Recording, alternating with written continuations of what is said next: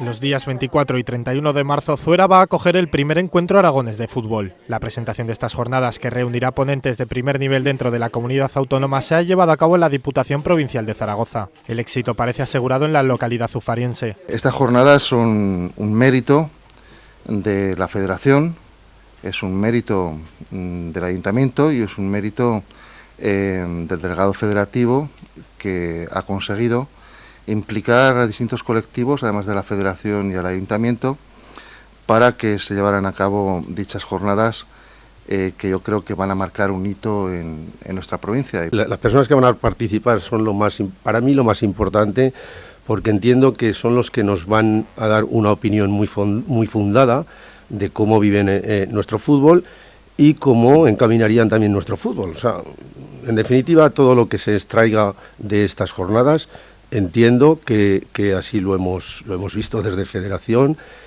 servirá para mejorar nuestro fútbol regional. El evento también resulta de gran importancia para el Ayuntamiento de Zuera y para la Federación Aragonesa de Fútbol. Que indudablemente creo que es un buen lugar para celebrar este tipo de encuentros, de jornadas, y que va a venir bien, porque hoy en día todos los esfuerzos que hagamos de cara a que la gente joven, en especial los niños desde pequeñicos, los eduquemos en el deporte y que hagan cualquier tipo de deporte. En este caso estamos hablando de fútbol, pero podríamos hablar de cualquier otro tipo de deporte.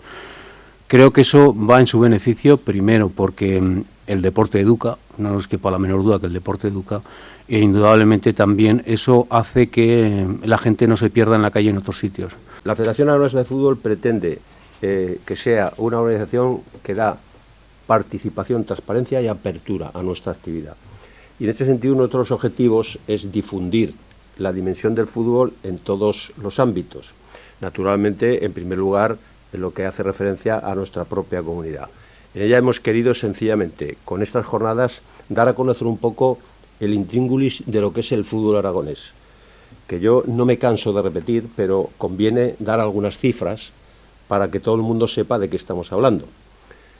El fútbol aragonés lo componen 64.500 personas. Paco Herrera, Víctor Laguardia, entre otros, tratarán de dar luz a la situación actual del fútbol base y del fútbol regional.